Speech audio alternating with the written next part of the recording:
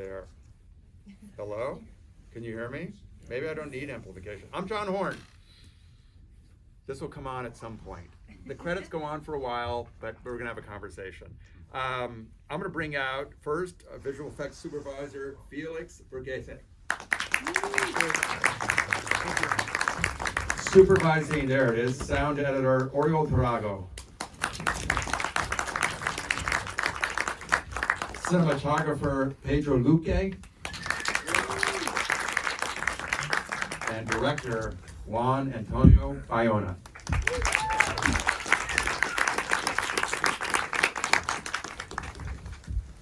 Greetings, everybody. Juan, I'm going to jump right in. When you are first assembling your department heads, is there a message that you share with them about how you like to work and what you expect from them in collaboration with your cast? I think in this case, in this particular film, I asked all of them to be at the service of the actors. Like to me, it was a journey that we had to go and live hand by hand with the actors. So I asked Felix, for example, I asked him, we didn't have blue screen on set, never. I didn't want to have the actors distracted with that. Actually, we were very lucky because we basically were, we had a huge set. We were in a mountain that was very similar to the one that where the plane crashed, and we had to add white backgrounds over white backgrounds. So it was very easy not to have green screens. But it was always not to have the special effects people or the visual effects people interfering with the performances. With Oriol, he did the sound design. I asked him. Normally it's not a silent set. Normally, when I work with actors, I like to play music to put everybody on set with the right mood. I sometimes I talk a lot. We have Enzo Vogrincic, our actor here. But I remember I told Oriol I want to keep always the dialogue. I want the real dialogue and do as less ideas as possible. And with Pedro, it was all about following the performances, following the actors, and be ready with the camera to be very close to them and capture the performances. There is a book that came to your attention, I think even before you made The Impossible, Pablo Gersi's book. Yeah. And part of the book is represented on screen, and that is he wanted to celebrate the living, but also honor the dead. And there have been other stories told about this event, and let's just say they didn't focus that much on those who lost their lives.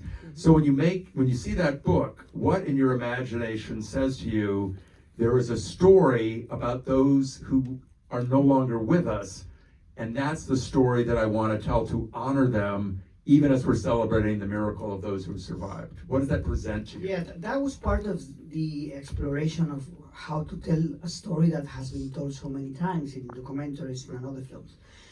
What I was more impressed about Pablo Gersi's book is that it has this kind of spiritual level, because it has been written 40 years after the disaster. So it has the gravitas, it has the weight of the time that has passed. So it's almost a philosophical book. It's non-fiction, it's a book on interviews on the survivors.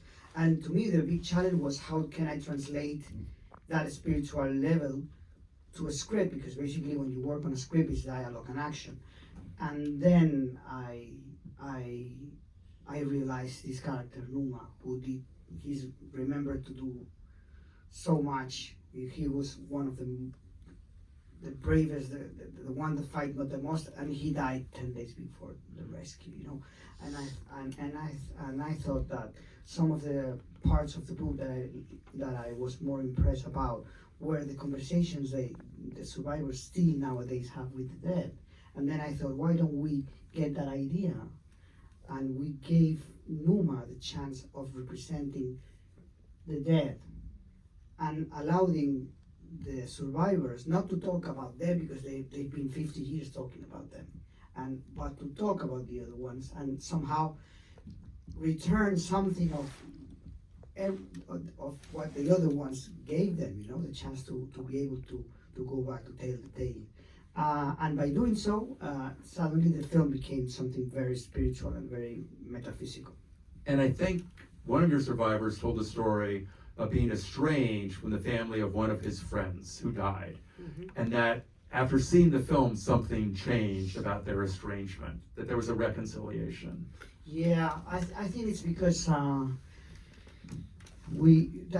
was the idea, is to create an immersive journey where you can go hand by hand with the actors and with the characters, and to understand them, to love them, to care for them, and then if you're able to do so, you will be able to make the audience understand what they went through and what they did. It was a shock to me that we showed the film before the world premiere in Venice. Like I decided to fly to Uruguay, and we showed the film to 360 people, all people, families related to the people on the plane. And there was this, for a lot of people, there was this huge taboo that they never talk about what happened in 50 years. Some of them, they didn't talk that much between them. It's not that they had a problem, but there was something in there. And I think because everyone had the chance of going through the experience, everyone understood that what they did was the only chance. They only had one chance. And suddenly it was a healing, kind of like a healing thing for them. I remember Gustavo Cervino, one of the survivors, told me that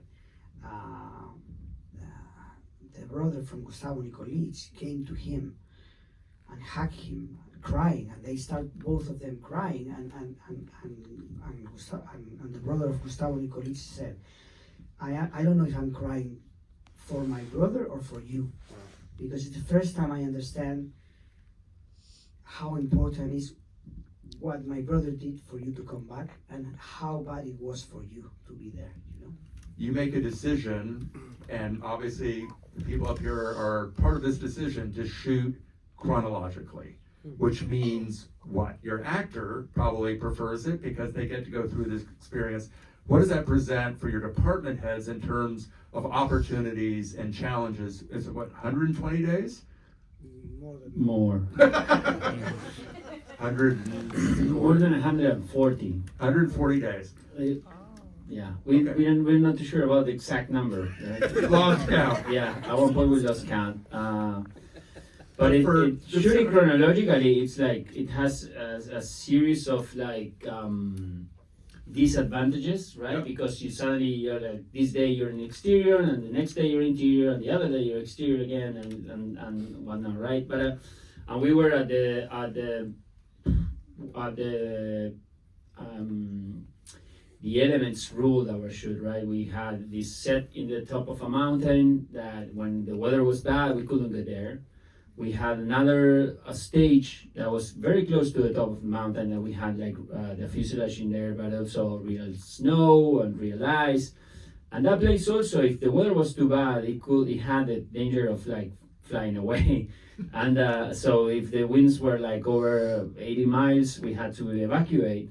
And then we had a backlot that we didn't use that much, but was so we could in a way be like going from one place to another, but we had our preferences, right, about what was the best set for each scene. We couldn't shoot an exterior scene on the stage. The chronological thing was because they were losing weight, and some of them lost, like 50 pounds, crazy stuff like that. The shower scene at the end. Yeah, Your visual effects exactly. team didn't have anything to do with that, did they? That was the actors. Yeah. We had a little bit. But they're looking basically. Yeah, as yeah, they are. they're looking basically, absolutely, Yeah, a little bit. and Enzo lost like 40 pounds, yeah. which we did this trick that he started gaining weight at the very beginning. So you will see more of the difference. That's the fun part. Yeah. That's the hard part. The pizza part. But what does that mean for you shooting that if you don't have covered sets and you're shooting chronologically? What do you just don't work, So or we had cover set. Okay, we but had, the we weather- had one stage. Yeah, Right. we had a stage that we built and what somebody built, And we had inside, we had fuselage, so we could shoot all these interiors, right? And we had like an LED volume screen and lights and everything. But it was, that set was really tough. First of all, because it was cramped. Also, it had real snow and it had air conditioning, and it was very close to the top of the mountain. It was at 2,400 meters, like something like 7,000 feet or 8,000 feet. So it was a tough place anyway, but we could get there when the weather was like really bad in the mountains. Anyway, we had a third unit. We had two main units shooting, but there was a third unit. It was the mountain unit. And they would go sometimes with the actors, and it's like, there's a storm up there. Okay, you guys go. And they would go, they would pack stuff and just go there. And when you're shooting, if helicopters or drones, basically you have one shot because you can't cover up their footprints, right? You're either going to get the shot in focus or you're going to have to not. Yeah, well, they helped a lot. Ah, okay. They can paint out the footprints. That's where it comes in. It was a bigger problem when we shot in the Andes. The drones didn't fly there. Because the air's There too was a thin. lack of Yeah. oxygen. Right. We couldn't fly drones in there, so we had to shoot it with helicopters. I'm going to ask you about the interior and about how you got cameras and lights in there, especially after the avalanche. You're talking about a space that's probably like the room of these chairs, right? Yeah, yeah. And you have how many actors and a couple of bodies in there? How are you navigating cinematically and seeing what you're seeing? So it was very cramped. After the avalanche, you guys remember, there's how many people died in the avalanche? 8? No? Eight people, 19 survivors. So it Survivors. was like in space, like from this chair to the door there was 19 actors, 8 dummies. Yeah, and it was this height, let's say, because one of the things that we tried to honor was the reality of everything what happened. So we were okay. Let's do it by spec. Like let's do exactly as it was. We had some walls that we could take out, but when you take out a wall and put a camera there, it looks fake, right? Because you feel that I'm there's listening something to weird. you, and I'm thinking that I always was reluctant to make things easier for us. Yeah, I know. It's true. Not something you want every department head to know, but No, okay. it's true that, but because But you could tell. because it was a journey for all Yeah. of us.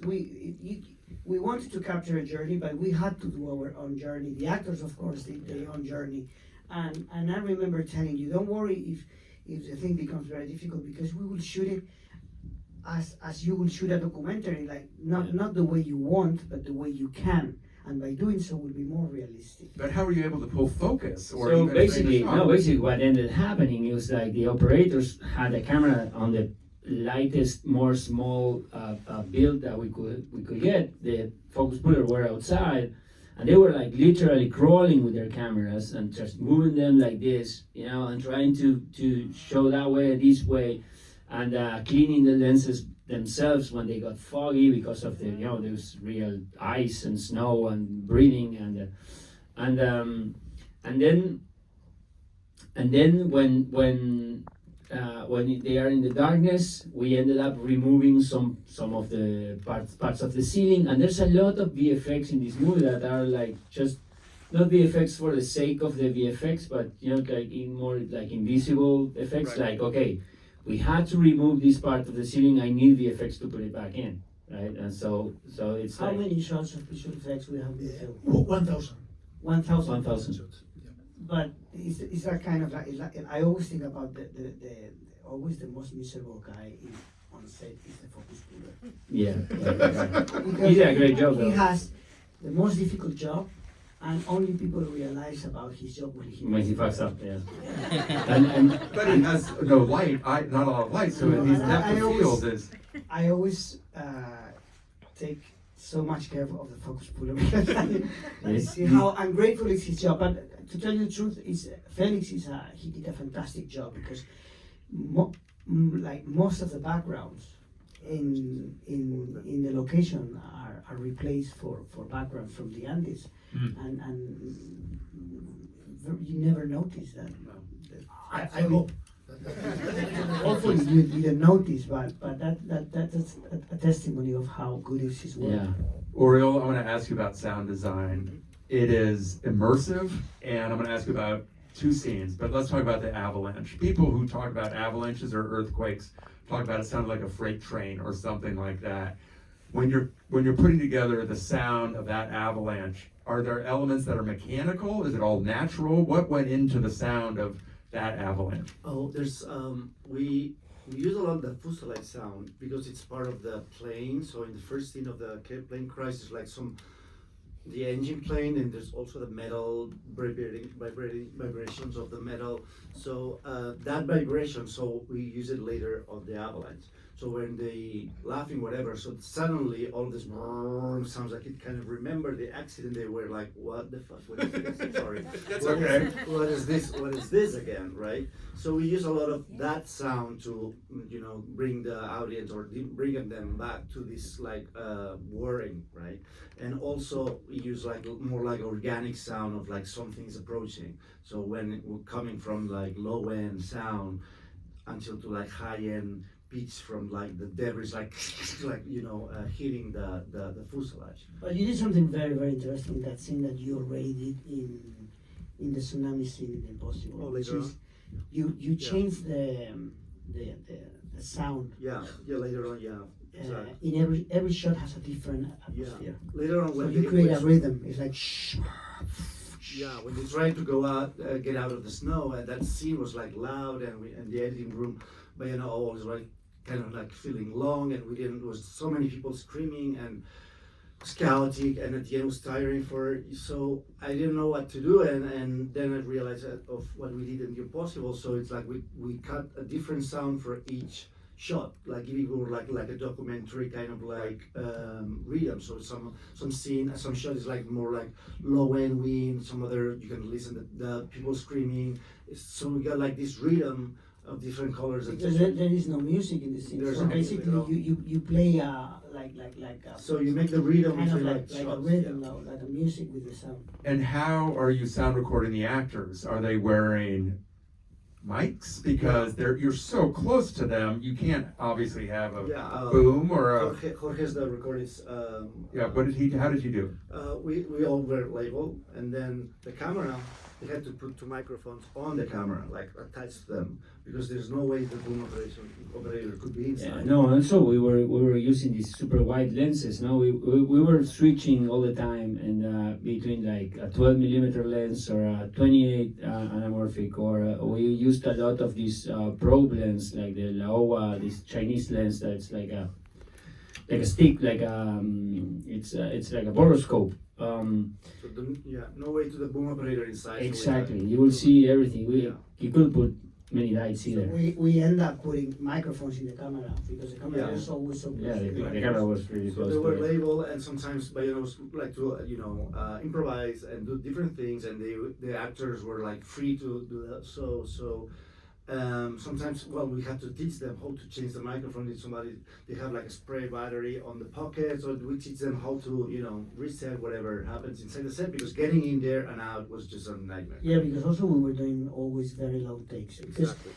I hate when the actors lose the energy between takes. Yeah. So we decided like non-stop, like shooting non-stop, and they had to learn how to change the batteries. Well, of they the are microphone. Wait, the actors are changing the batteries? Change your battery. We're not framing you. Come on. Felix, I want to ask you about visual effects. There is reference that you have. There's the photos of at the site. There's the photos before they take off, and there's also reference of the actual mountains. So, what were you presented with that you had to match, and what was the biggest overcome in terms of taking what you had on? You're shooting digitally, I assume, right? Or you're shooting film? Shooting digitally. To make, what was the biggest challenge in making it go back to a way that many people remembered it and you knew it had to be? The biggest challenge is that we have to create, the actual place, the real place, no? The scale, the changing scale. We shot in Spain in a mountain, but the scale of the Valley of the Tears is probably 10 or 15 times bigger. It's a huge place.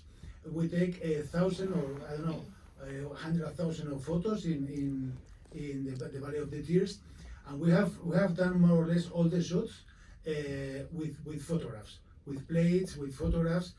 We didn't use, you know, the normal way that you create an asset in CE and you can light this asset, a fantastic environment. We have the form we have to transform because the lighting in the south hemisphere is different. Of course, you know, it's very interesting that this is a place that is very near the equator. The light is really very direct, but it's very high, and it's a mountain that is very cold but it's very near the equator. And you know, the continuity also is difficult. We have 3 fuselages, one 3,000 meters that has very changing snow. Every day is different. We have no snow, a lot of snow, brown snow, I don't know, different things. We have a couple of different sets, and to maintain the continuity mainly in the floors and this type of stuff is a very big effort. You know? And then what about One thing that they did that was very helpful is before starting to shoot, they developed a software Mhm.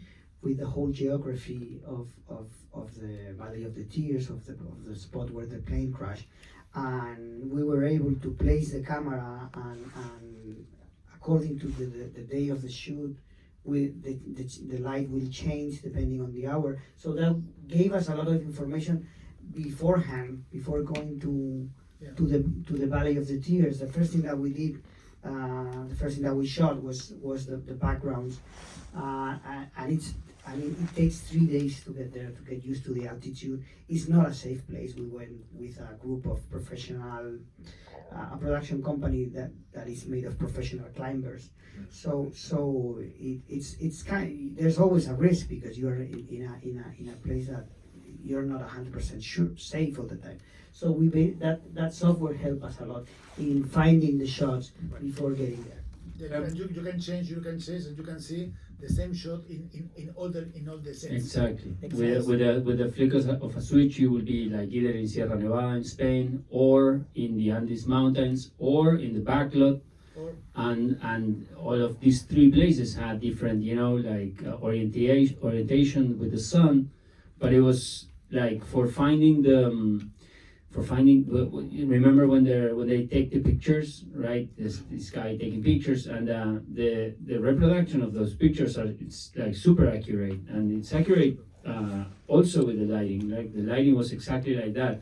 Actually, we found out where the plane was exactly wow, because of that software. and the time of day and where the light would have we been. took we watched the pictures, and then we tried to replicate those pictures in that software, and then we found the exact place where the plane was. Yeah. Let's talk about the crash. There is reference about the debris field, but you also have survivors who are on that plane. I don't know if you're working with them as you're designing the crash, but they're going to see it. So what were the rules, and what was the biggest visual effects challenge of doing the crash? Because people know what the debris field looked like, but you have people on the plane who know what it felt like. The first challenge is that we talked to the 15 survivors, and all of them had a different memory course. of what it was. So some of them, they will tell you it was like a huge air bump. Other one will say, no, it was three bumps. And then the other one will say, no, there was no. And I was like, okay. So we established with Pablo Vierci, the author of the book, that he knows them very well because he's a friend of them since they were kids. We established like this kind of like thing that if 3 of them were there and say the same, that's the truth. Okay. So we basically, it was a lot of information, a lot of details. It was 3 bumps actually. We created this idea of getting into a cloud. So the tone of the scene changes. There is a sense of an escalation because you see the plane getting into the snowy mountains. We have this idea that I had of the mechanic explaining through a drawing what they were doing. What basically happened in the accident is that a journey that takes 20 minutes, which is to cross the mountains, it takes 20 minutes. They turn to the right in order to land in Santiago at minute 4. So that's why it's considered to be a human Right. error, Mhm. because it doesn't matter that they had a machine that didn't work in the Yeah. cockpit.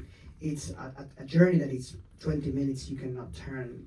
And they turn too soon. And then what happened is that they get into this cloud, and suddenly when they were landing and they came out of the cloud, they discovered that they found themselves in the middle of the Andes.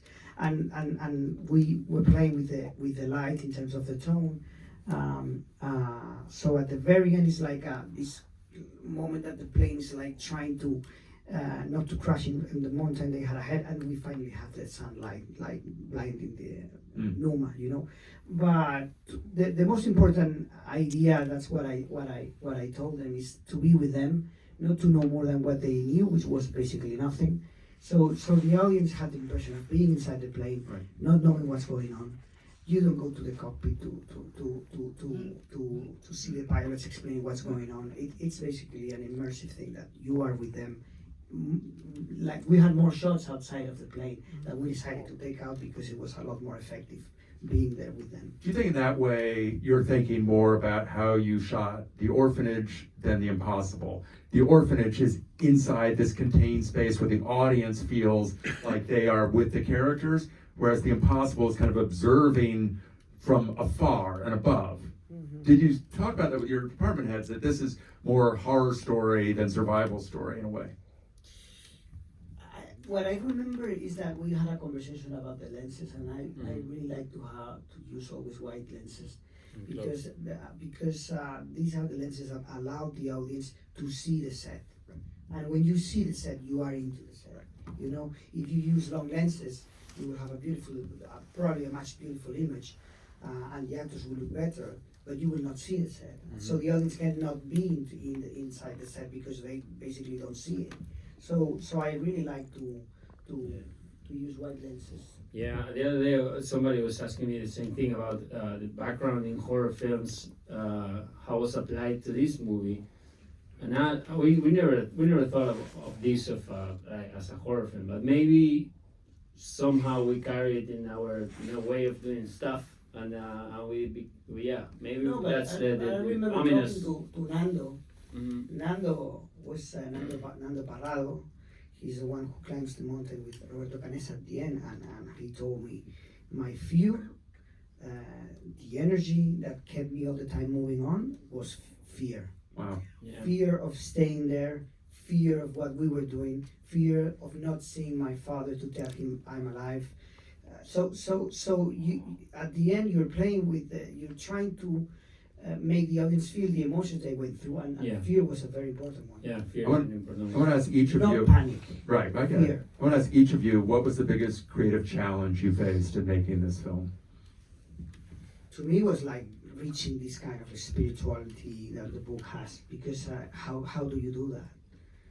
How you create something spiritual, and it was the fact that we were telling the story through the eyes of Numa, and making this exercise on rescuing the memory of those that never were on the covers of the press. You know, the press never talk about them. They talk about the heroes. Right.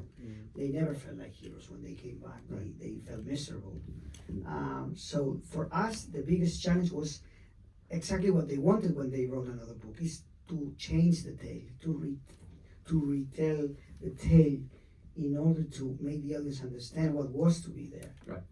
And finding the essence of the story, which are by the very end, when I see the movie now, I think that all what I did from the very first email that I sent to the survivors, that was in 2009, there were these lines from Roberto Canessa saying, to the dead, accepting peace, the fact that we had the chance to live the life that you didn't have the chance to live.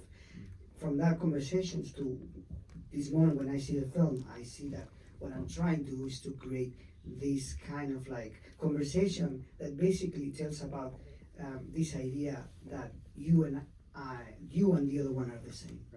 So if Numa leaves now, it's because we gave the chance the survivors to give him a voice. Pedro, what about you? What was the biggest? Yeah, I think for the cinematography department, right, the biggest challenge was to capture something as real with realism, but at the same time to be expressive about cinema, right? It's to tell it with the camera without losing that realism, because it couldn't be like too perfect. It couldn't be, too precious. It had to be realistic, but at the same time, we love, like film. We love movies, and so that was the biggest challenge. Oriol? I think I was trying to help Bayona to give this spiritual tone of the movie but at the same time have like the fury of the mountain. So we soon realized that we have like very few elements. The color palette of the sound of the movie will be snow, wind, silence. Yes. And silence we use it in a way that when you put an audience in such a deep silence, the audience have to have to think about, have to get a position from what's happening. It gets them uncomfortable. So you're not telling them how they have to feel.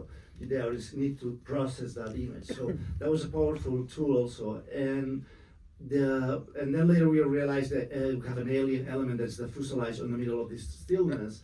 So the fuselage, we kind of use it to react of every scene. We have a lot of scenes of people talking between them. So the fuselage kind of like create like lower, like darker sound or brighter, tinkling sound for like more like a hope or whatever. So it's trying to reflect, kind of, it's like a life element that's trying to reflect the energy of the scene. And Felix? I also more or less, for us to create the illusion that we are in the valley of the tears, Right. and also to work with snow that is white is tough for the image to compose it on this type of stuff is really very tough. I'm going to add one last thing. Michael Giacchino, the composer, isn't here. I heard him present some score at the Middleburg Film Festival. He said something that his music wanted to both celebrate the survivors and honor those who did not survive. And I think what Michael said about the music is the movie that you have made. So I want to thank you all for coming out. I want to thank Felix, Oriol, Pedro, and Antonio. Thank you all. Thank you for coming. You guys just stick around for a minute. If you have questions, come on and bug them. Thank you very much. Thank you.